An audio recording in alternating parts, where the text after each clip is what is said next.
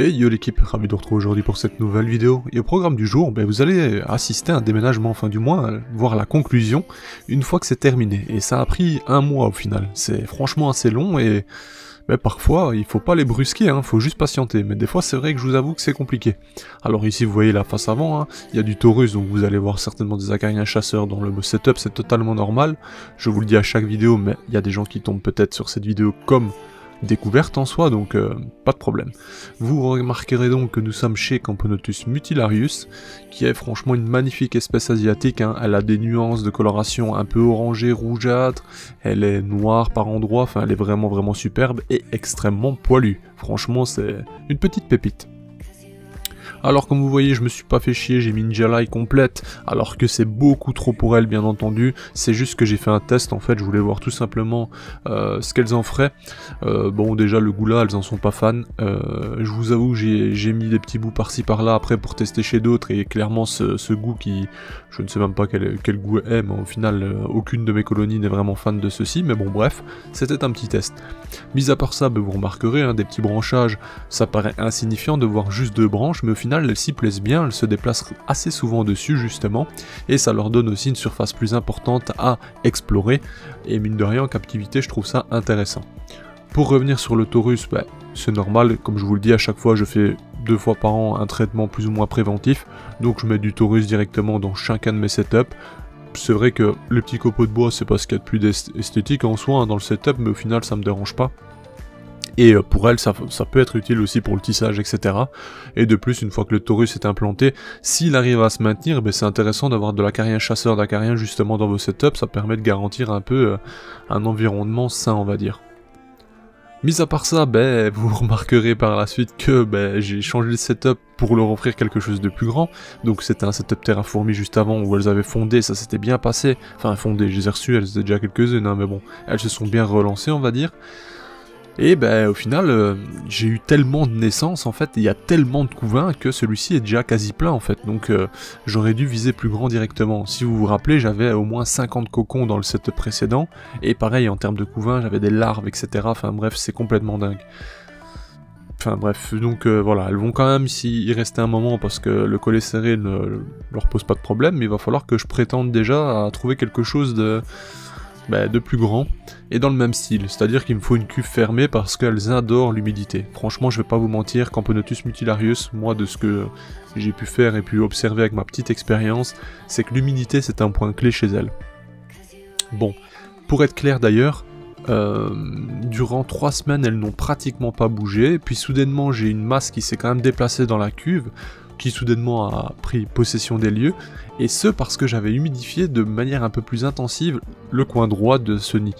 Je me suis dit bon, tant qu'à jouer sur ce petit jeu, je vais totalement humidifier donc cette partie en gyps, et je vais voir ce qui s'y passe. Et comme de fait, 3 jours plus tard, tout le monde a déménagé avec la reine, il restait une dizaine de résistantes que j'ai récupérées d'une façon très simple, j'ai ouvert l'air de chat, j'ai tout ouvert dans l'ancien nid, je les ai laissés sortir, et petit à petit j'en attrapais une et je la mettais dans le nouveau setup.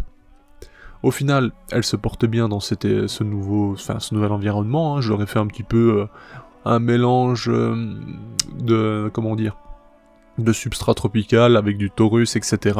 Il n'est pas humide, par contre je ne vais pas humidifier mon substrat. En vrai c'est un substrat qui de base devrait l'être en soi, mais je vais pas le faire personnellement. J'ai d'ailleurs changé l'abreuvoir aussi, il était trop grand, il apportait une trop grosse humidité, et elles m'ont montré que ça leur déplaisait dans le sens où elles utilisaient justement les branchages du substrat pour le couvrir et carrément réduire donc la sortie d'humidité. Donc voilà, là elles m'avaient passé un message, j'ai donc changé directement, j'ai mis un abreuvoir classique. Ici vous la voyez, en fait la Jalai, ça les intéresse mais sans plus, mais en fait ce qu'elles font c'est qu'elles consomment pas réellement, elles absorbent, mais sans grand intérêt vraiment. Si je mets du liquide sucré à côté, vous allez voir qu'elles vont totalement l'oublier. Mais bon, c'était un petit test, bon j'en ai reçu justement dernièrement, vous l'avez vu en vidéo, ça fait plaisir, et je me suis dit je vais essayer, et voilà. Par contre les protéines, ça, on va pas se mentir qu'elles en raffolent, Quoi qu'il arrive, vous pouvez en mettre, elles vont en consommer. Surtout avec le couvain, vous allez voir dans peu de temps. Ça ne cesse de se développer, cette espèce, c'est complètement dingue. Je m'attendais pas à ça en fait, parce que c'est vrai qu'il n'y a pas vraiment beaucoup d'informations sur Camponotus mutilarius, ni même sur son développement par la suite. J'ai pas vraiment vu de colonies sur internet, ni même de d'évolution, de vrai suivi là-dessus. Et par conséquent, je trouve ça hyper intéressant. Pour moi, c'était, à lire un peu ce qu'on trouvait comme information dessus, c'était des petites colonies qui se développaient vite fait, mais sans plus, quoi, qui n'atteignaient pas des centaines d'ouvrières. Ici, en termes de population, on est sur un bon 150-200 déjà, donc ça évolue super vite, mine de rien, et je trouve que Marraine est extrêmement prolifique. Alors, ce qui est intéressant, c'est que potentiellement, ça pourrait, ça fonde en pluviométrose, on le sait, mais ça pourrait rester sur la durée. Et ça, c'est des informations que j'ai eues récemment, donc à tout moment, la colonie aurait pu comporter 3 reines.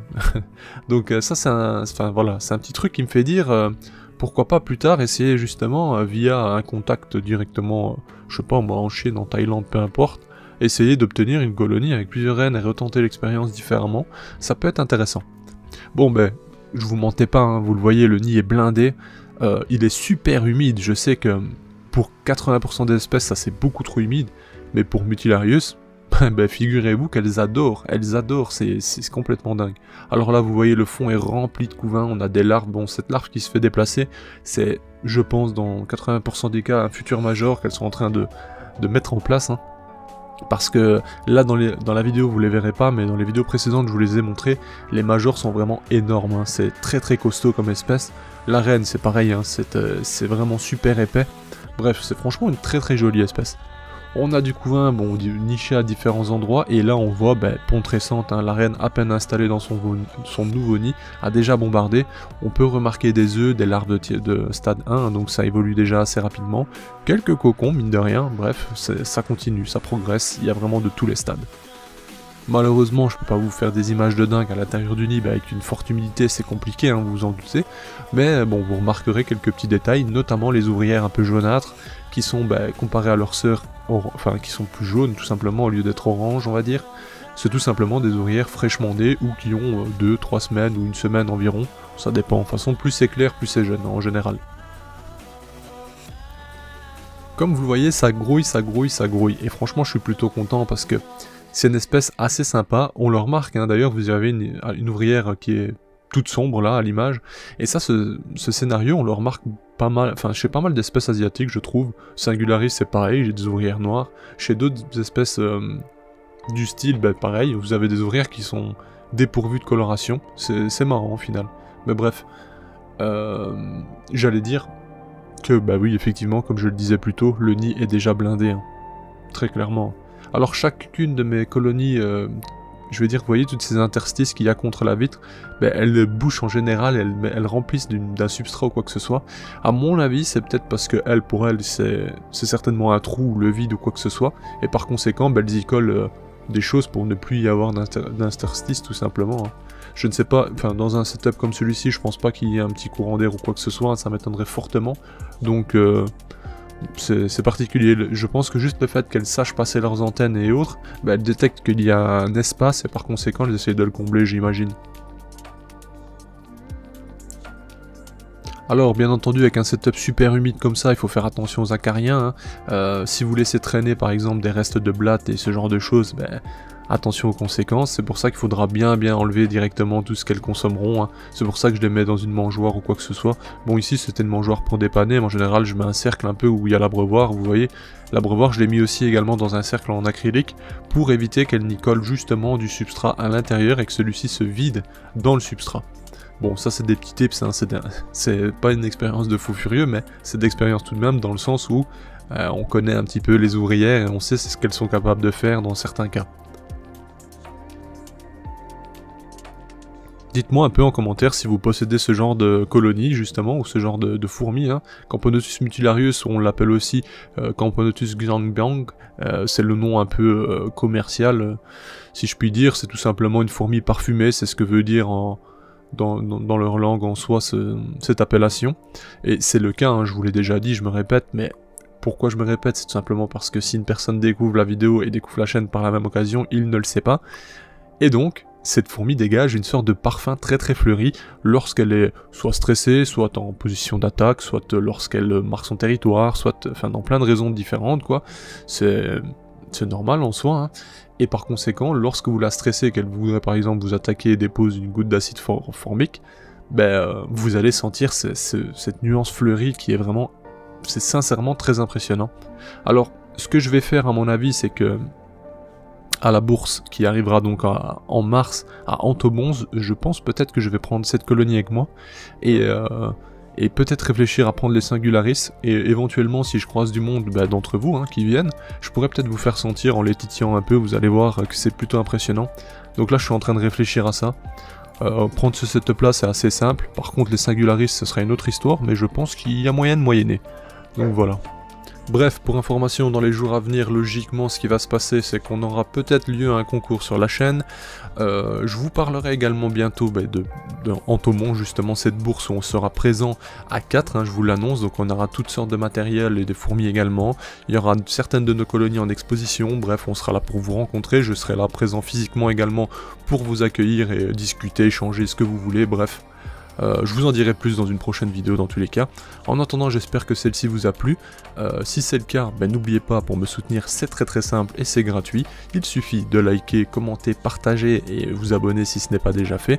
Et ça, c'est des choses qui aident grandement la chaîne et ça motive également la personne qui est moi-même à continuer de créer du contenu, bien entendu, et essayer de vous faire les meilleures images possibles et de vous informer au maximum. Mis à part ça, qu'est-ce que j'ai d'autre à dire ? J'ai une autre chose à vous dire, je cherche un graphiste éventuellement pour refaire tout simplement les illustrations sur la chaîne YouTube et potentiellement quelqu'un qui sait gérer également une intro vidéo de qualité, donc quelque chose de très travaillé. Voilà, dans tous les cas ça sera rémunéré, donc si vous souhaitez vous pouvez me contacter et si pas je me démerderai. Sur ce, merci à tous d'avoir regardé la vidéo jusqu'ici, on se dit à bientôt pour de nouvelles vidéos, allez bye l'équipe.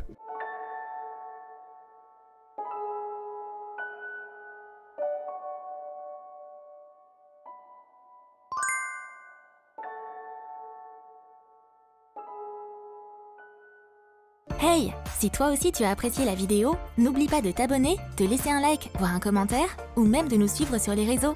Merci et à bientôt l'équipe!